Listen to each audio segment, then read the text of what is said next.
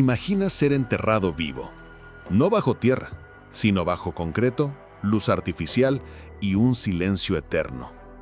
Ese lugar existe, y quien entra nunca más vuelve a ser visto. Hay un lugar en el mundo donde el tiempo se detiene, donde la luz nunca se apaga y donde el silencio pesa más que los gritos de quienes un día sembraron terror en las calles. Ese lugar se llama CECOT, el Centro de Confinamiento del Terrorismo, una prisión construida para los hombres más peligrosos del planeta, y también para aquellos que quizá nunca tuvieron siquiera la oportunidad de demostrar lo contrario. Ubicada en El Salvador, CECOT es más que una prisión. Es un experimento extremo de control humano, un espacio diseñado para borrar, no para recuperar. Allí dentro, los criminales más temidos de América Latina comparten celdas sobrepobladas, vigilados las 24 horas del día, sin derecho a visitas, sin contacto con el mundo exterior, sin acceso a la luz del sol y sin esperanza. Pero ¿por qué un país tan pequeño necesitaría una prisión tan colosal? Durante años, El Salvador fue dominado por pandillas violentas que transformaron barrios enteros en campos de guerra. La población vivió como rehén del miedo, de la extorsión, de la muerte. Y cuando el gobierno decidió reaccionar, no escatimó en brutalidad. Más de 70,000 arrestos en poco más de un año. Una respuesta rápida, violenta y polémica. En este video, vas a conocer la prisión más temida del mundo y a sumergirte en un universo donde hasta el tiempo parece castigar. Pero cuidado, cuanto más profundo entres, más difícil será salir con la mente intacta. Porque en CECOT, lo que está preso no son solo los cuerpos, son las almas. La tierra donde el miedo era ley. Durante mucho tiempo, El Salvador fue un país dominado no por leyes, sino por reglas no escritas de terror. En un territorio pequeño, comprimido entre montañas y mar, floreció uno de los climas de violencia más letales del mundo moderno. No había paz, había treguas con fecha de vencimiento. En las periferias los muros no protegían, marcaban territorios invisibles pero mortales. Cada esquina escondía un riesgo, cada paso podía ser el último. Las pandillas que nacieron allí, MS-13 y Barrio 18, eran más que simples grupos criminales. Se convirtieron en estructuras paralelas de poder. Imponían sus propias leyes, cobros, castigos, ejecuciones. Basta decir que hubo tiempos en los que ni siquiera la policía se atrevía a entrar en ciertos barrios. La violencia no era esporádica, era constante, era cotidiana, era un idioma aprendido desde la infancia. Las cifras eran irreales. El Salvador aparecía año tras año en la cima de los rankings de homicidios. Cuerpos amanecían en terrenos baldíos, callejones, avenidas. Vidas anónimas silenciadas sin juicio. Allí, crecer era sobrevivir, y sobrevivir era un acto de resistencia. Pero en medio del caos surgió una promesa de que aquel tiempo de horror llegaría a su fin, de que el miedo dejaría de ser el gobernante invisible de la nación. El Estado al fin declararía la guerra a las pandillas. Una guerra real, sin acuerdos, sin tregua, sin perdón. Y el campo de batalla sería el más cruel jamás construido, una prisión que no buscaba rehabilitar, sino aniquilar la esperanza. Fue en este contexto que nació CECOT, el Centro de Confinamiento del Terrorismo, un nombre técnico para una creación medieval. Una prisión pensada no como una segunda oportunidad, sino como un agujero negro, un lugar al que son arrojados quienes un día jugaron a ser dioses, decidiendo quién debía vivir y quién debía morir. Y en ese lugar, el tiempo no cura, el tiempo castiga. El nacimiento de una prisión fuera de la realidad. Construida en silencio, lejos de las cámaras, en medio de la nada, CECOT no parece haber sido hecha para el presente. Se impone como un monolito de otro tiempo, un lugar creado no solo para encerrar, sino para borrar. Levantada en apenas 7 meses, esta estructura colosal no es una simple cárcel, es un monumento al aislamiento absoluto. Ubicada en una región remota, sin vecindarios, sin accesos fáciles, sin posibilidad de escape, CECOT fue diseñada como una fortaleza inexpugnable. Muros dobles con cercas eléctricas, torres de vigilancia armadas, sensores de movimiento, bloqueadores de señal. Ningún dato entra o sale, ningún mensaje escapa. No existe teléfono, no existe contacto, no existe mundo exterior. Su perímetro es custodiado por cientos de soldados. Allí, ni siquiera una sombra se mueve sin ser detectada. El complejo se extiende por más de 400 acres y alberga 8 módulos gigantescos, cada uno con decenas de celdas. Cada celda, decenas de hombres. Pero lo que más impacta no es la arquitectura, es el concepto. Sekot fue construida bajo un único principio. Nadie que entre allí debe sentir que aún pertenece al mundo de los vivos. Es una prisión diseñada para silenciar, para convertir la presencia en ausencia, para dejar claro que quien cruza sus portones deja de existir. El ritual de la deshumanización. Cuando los primeros prisioneros llegaron a Sekot, llegaron como hombres marcados, transportados en convoyes, en fila, esposados, descalzos. La imagen era la de una marcha silenciosa hacia el abismo.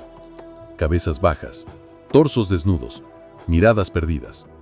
Hombres que antes habían sembrado terror en comunidades enteras, ahora eran solo cuerpos obedientes, amontonados como piezas desechadas.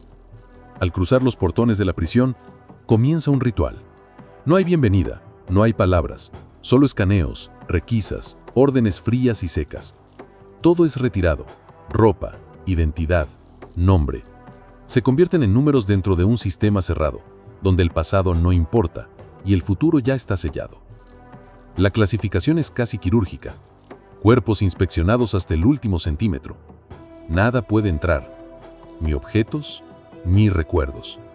Después de eso, los internos reciben su uniforme: una camiseta blanca, un short blanco, un par de sandalias. Ningún objeto personal. Nada que los conecte con el mundo exterior, nada que los diferencie entre sí. Allí, todos son iguales, igualmente olvidados. No existen celdas individuales. Cada espacio alberga decenas de hombres. La privacidad muere el primer día. La dignidad muere poco después. Familiares no pueden visitar. Las llamadas telefónicas están prohibidas. Las cartas nunca llegan. Algunos ni siquiera saben si aún hay alguien esperándolos afuera.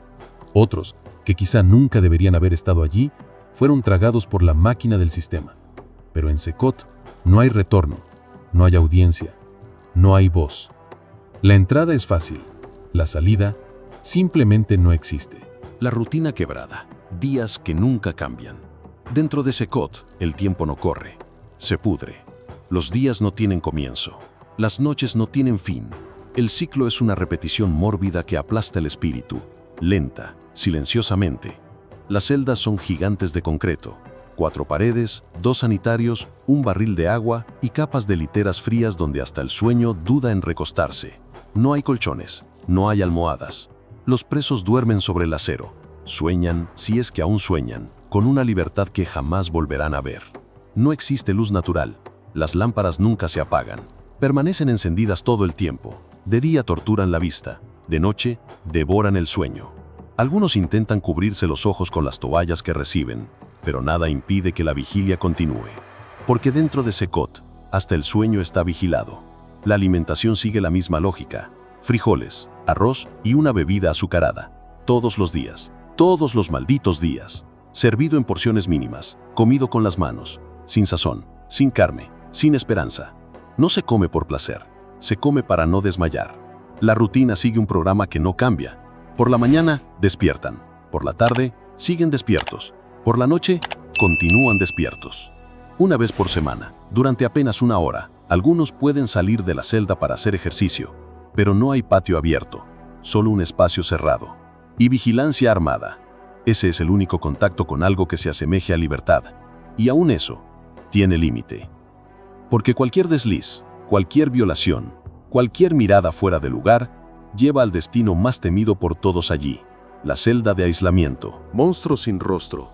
Sekot alberga a los criminales más temidos de América Latina. Hombres que lideraron sectas de sangre, que mataron por territorio, que destruyeron familias enteras por poder. Caminan en silencio, sin cadenas en los pies, pero con un peso que los ata por dentro. La mayoría pertenece a 2 facciones: MS-13, Barrio 18, grupos que aterrorizaron El Salvador durante décadas. Rivales hasta la muerte, pero ahora comparten el mismo techo, duermen lado a lado, respiran el mismo aire, comparten la misma sentencia: el olvido. Los tatuajes en sus rostros hablan por ellos: símbolos de lealtad, números, calaveras, demonios, lágrimas. Cada marca, un crimen. Cada trazo, un ritual. Son hombres que perdieron cualquier rastro de inocencia mucho antes de llegar allí. Hombres que vieron el horror y decidieron volverse parte de él. Pero la pregunta que resuena en las paredes de concreto es simple e incómoda.